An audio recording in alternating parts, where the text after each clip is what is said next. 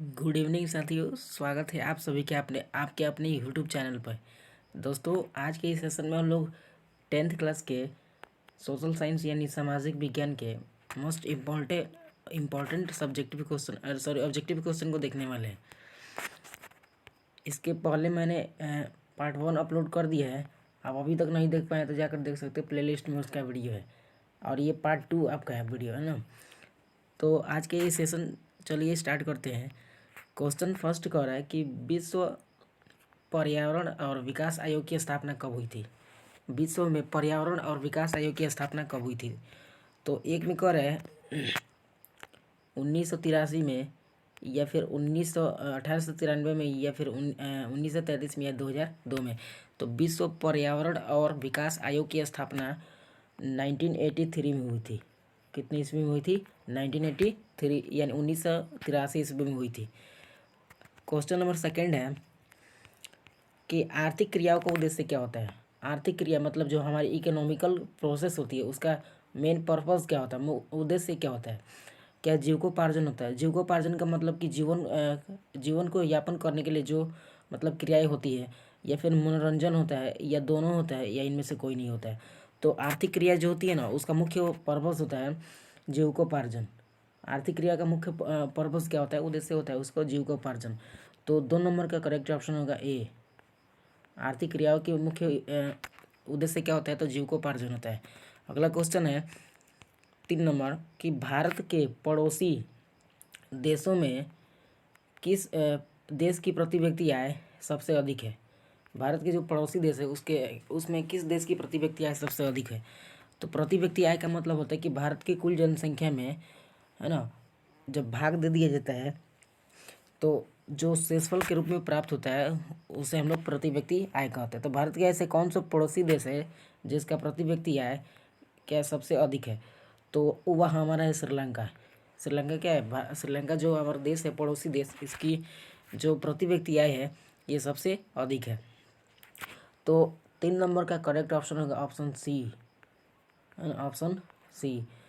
अगला क्वेश्चन देखते हैं 4 नंबर का है कि किसी देश की, है ना, किसी देश की विकास की स्तर किसी देश की विकास की स्तर किस आधार पर निर्धारित की जाती है। मान लीजिए कोई देश है और उसकी विकास यानी डेवलपमेंट की जो स्तर है उसको किस आधार पर निर्धारित किया जाएगा। प्रति व्यक्ति आय पर, या साक्षरता पर, या स्वास्थ्य की स्थिति पर, या इनमें से सभी पर।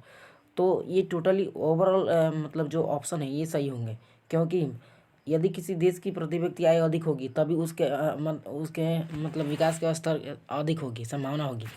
साक्षरता अधिक होगा तभी वह विकास देश कर पाए, वह देश क्या कर पाएगा, विकास कर पाएगा, है ना।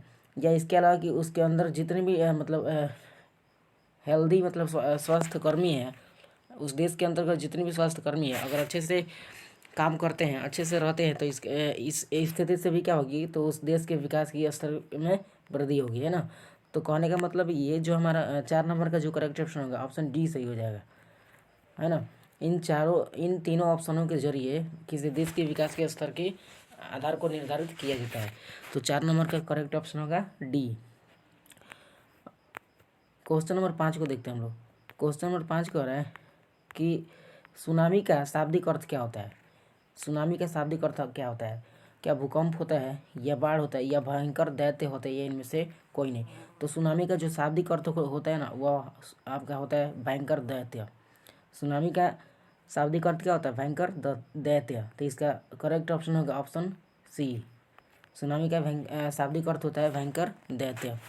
क्वेश्चन नंबर 6 कह रहा है कि फ्रांस में कौन सा राजवंश था। फ्रांस एक देश है, उसमें कौन सा राजवंश था। क्या राष्ट्रकूट राजवंश था, या बुर्बो राजवंश था, या दोनों थे, इनमें से कोई नहीं। तो फ्रांस जो देश था ना, इसमें पहले जब जो था ना मतलब नेपोलियन बोनापार्ट, उस कंडीशन में मतलब उस सिचुएशन में फ्रांस में बुर्बो राजवंश का शासन था, राजवंश था। यानी 6 नंबर का जो करेक्ट ऑप्शन होगा ऑप्शन बी सही होगा। फ्रांस में बुर्बो राजवंश का शासन था। क्वेश्चन नंबर 7 को देखते हैं।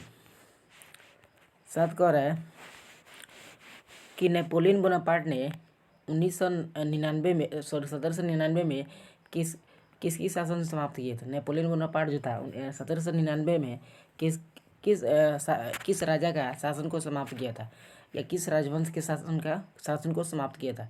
मुगल राजवंश या बुर्बो राजवंश या डायरेक्टरी का? तो नेपोलियन बोनापार्ट जो थे ना, यह 1799 ईस्वी में डायरेक्टरी एक शासन थी जिसको क्या किया, उन्होंने समाप्त किया।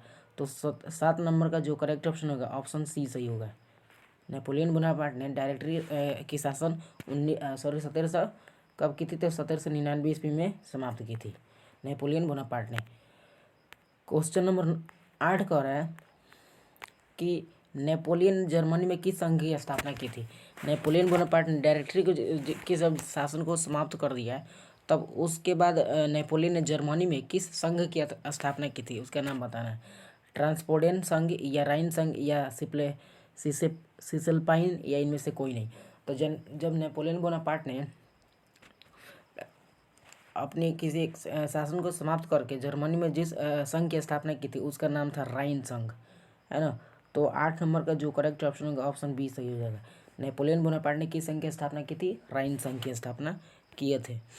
अगला क्वेश्चन 9 नंबर 9 कह रहा है कि सेडेवा से युद्ध में किसकी पराजय हुई थी, है ना। जब सेडेवा से युद्ध हुई थी तो इसमें किसकी पराजय हुई थी? पराजय का मतलब कि किसकी हार हुई थी? क्या ऑस्ट्रिया की हुई थी, या प्रोसा, या फिर नेपल्स, या सर्डिनिया का? तो जब सेडेवा में युद्ध हो रहा था ना, तो उसमें बहुत से देश ने पार्टिसिपेट किए थे, मतलब भाग लिए थे। उसमें जो पूर्ण रूप से पराजित होने वाला देश था ना, वह हमारा देश था ऑस्ट्रिया, है ना। पूर्ण रूप से पराजित देश कौन था? ऑस्ट्रिया। तो 9 नंबर का करेक्ट ऑप्शन होगा ऑप्शन ए। ऑप्शन ए, सेडेवा के युद्ध में किसकी पराजय हुई? तो ऑस्ट्रिया की पराजय हुई।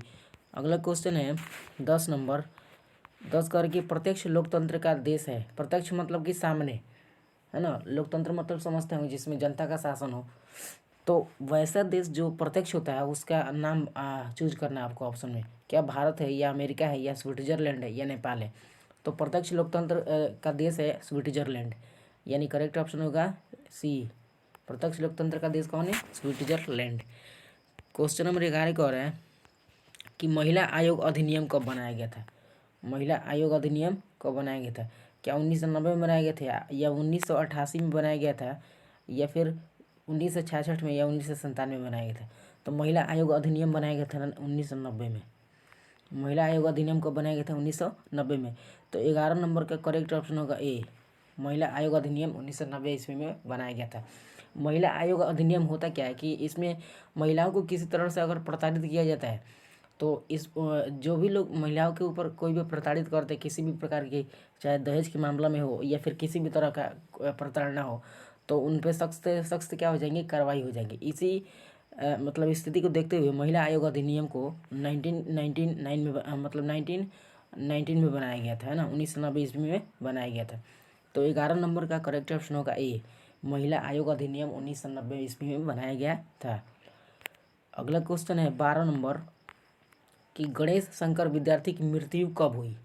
तो सबसे पहले मैं आपको बता दूं कि गणेश शंकर विद्यार्थी एक स्वतंत्र सेनानी थे, है ना। इन्होंने सांप्रदायिक दंगों को शांत कराने गए थे ना, जिसमें उनके किसी ने मतलब क्या कर दिया? बम विस्फोट कर दिया। बम विस्फोट तो किए था ना, साथ ही साथ उनको बहुत से चोटें लगी थी, जिसके कारण उनकी मृत्यु 1931 ईस्वी में हो गई थी। गणेश शंकर विद्यार्थी की मृत्यु कब हुई? 1931 ईस्वी में।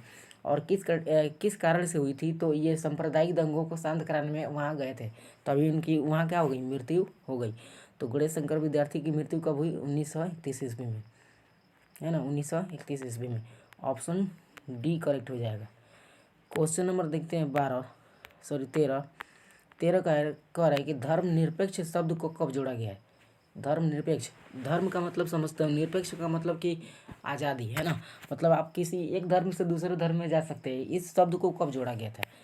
32वें संशोधन में, या 42वें संशोधन, या 15वें संशोधन, या फिर 29वें संशोधन में जोड़ा गया? तो धर्मनिरपेक्ष शब्द को भारतीय संविधान की प्रस्तावना में जोड़ा गया था 42वें संशोधन में, है ना। 42वें संशोधन में जोड़ा गया था। तो 13 नंबर का करेक्ट ऑप्शन होगा बी, है ना। Option B. क्वेश्चन नंबर 14 देखते हैं। 14 कह रहा है कि जब ये कह रहा है कि जब हम स्वयं आत्महत्या के लिए तैयार हैं तो हमें अंग्रेज पर दोष मढ़ने का क्या अधिकार है। यह कथन है, मतलब ये कथन जो स्टेटमेंट है यह कह रहा है कि जब हम स्वयं मतलब खुद आत्महत्या मतलब मर्डर, आत्महत्या मतलब सुसाइड बोलते हैं उसको इंग्लिश में, के लिए तैयार हो हैं तो हमें अंग्रेजों पर दोष मढ़ने का क्या अधिकार है। यह कथन किनका दिया हुआ है, क्या सुभाष चंद्र बोस ने दिए थे या फिर रविंद्रनाथ टैगोर दिए थे या महात्मा गांधी या गणेश शंकर विद्यार्थी। तो यह स्टेटमेंट जो था ना यह सरासर किनके द्वारा दिया गया था, तो महात्मा गांधी जी के द्वारा दिया गया था। तो इसका करेक्ट ऑप्शन होगा सी, है ना। यह स्टेटमेंट किनके द्वारा दिया गया था, महात्मा गांधी के द्वारा। क्वेश्चन नंबर 15 कह रहा है कि मंदिर कौन सा संसाधन है। संसाधन के प्रकार आपने बहुत पढ़े होंगे, है ना। मंदिर कौन सा संसाधन है बताना है। तो क्या ऑप्शन में यदि है जैव संसाधन। जैव संसाधन का मतलब होता है कि जिसमें जान हो, जिसमें जीव हो, उसको अपन जैव संसाधन बोलते हैं। और अजैव संसाधन वैसे संसाधन को बोला जाता है जिसमें कोई जान ना हो, जैसे पर्वत हो गया, है ना, पठार हो गया, इसी तरह से डेल्टा हो गया इत्यादि। और सामुदायिक संसाधन का मतलब होता है कि वैसे संसाधन जिनका उपयोग एक समाज के लोग कर सकते हैं, है ना। तो जो मंदिर है, मंदिर एक समाज के लोग के लिए बनाया गया है, जिसका उपयोग क्या कर सकते हैं, एक समाज के लोग ही कर सकते हैं। ऐसा नहीं है कि सिर्फ एक ही लोग कर सकते हैं, समाज में जितने भी लोग रहते हैं मंदिर में जाकर पूजा आराधना कर सकते हैं। तो मंदिर जो है हमारा कौन सा संसाधन है, सामुदायिक संसाधन है। तो 15 नंबर का करेक्ट ऑप्शन होगा सी, ऑप्शन सी। क्वेश्चन नंबर 16 कह रहा है कि इनमें कौन काली मिट्टी का क्षेत्र है। काली मिट्टी का क्षेत्र कौन सा है, तो काली मिट्टी का क्षेत्र होता है महाराष्ट्र। काली मिट्टी के क्षेत्र कौन होता है, महाराष्ट्र। महाराष्ट्र में आपको अधिकतर काली मिट्टी ही देखने को मिलती है, इसलिए 16 नंबर का करेक्ट ऑप्शन होगा ऑप्शन बी। महाराष्ट्र में कौन सी मिट्टी पाई जाती है, या महाराष्ट्र कौन सा मिट्टी का क्षेत्र है, तो काली मिट्टी का क्षेत्र है, ब्लैक सोइल का क्षेत्र है। क्वेश्चन नंबर 17 कह रहा है कि किस राज्य में सीढ़ीनुमा खेती प्रचलित है। अब ये सीढ़ीनुमा खेती क्या होता है, सीढ़ीनुमा खेती जो होता है ना यह पथरीले एरिया में ज़्यादातर होती है, मतलब जहाँ पत्थर की ज़्यादा मात्रा पाई जाती है। जैसे हमारा हो गया उत्तराखंड हो गया, या झारखंड नहीं, है ना। ये सब जितने भी पथरीले जगह वाले क्षेत्र हैं ना उनमें सीढ़ीनुमा खेती होती है। तो पथरीले जगह वाला क्षेत्र होता है हमारा उत्तराखंड, है ना। तो 17 नंबर का करेक्ट ऑप्शन होगा ऑप्शन सी। 17 नंबर का करेक्ट ऑप्शन क्या होगा, ऑप्शन सी। क्वेश्चन नंबर 18 कह रहा है कि इनमें से कौन उपजाऊ होता है। उपजाऊ समझते हैं ना, उपजाऊ का मतलब होता है कि जिस पे हम लोग खेती करें और आसानी से कुछ चीज़ उपज जाए। तो वैसे कौन से होते हैं, क्या खादर होता है, या बांगर होता है, या कंकड़ होता है, या मिट्टी होता है। तो सबसे ज़्यादा उपजाऊ जो होता है ना डेल्टा होता है, लेकिन ऑप्शन के अकॉर्डिंग दिया है खादर, बांगर, कंकड़ या फिर मिट्टी। तो बांगर जो होता है ना, बांगर यह ज़्यादातर उपजाऊ होता है। बांगर क्या होता है, ज़्यादातर उपजाऊ होता है। और ये खादर जो होता है ना यह खादर अस्थाई होता है ना।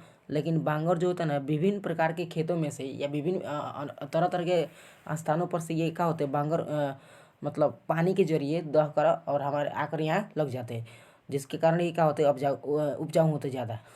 तो ऑप्शन बी सही हो जाएगा 18 नंबर का। बांगर क्या होते हैं, खादर से सबसे अधिक उपजाऊ होते हैं।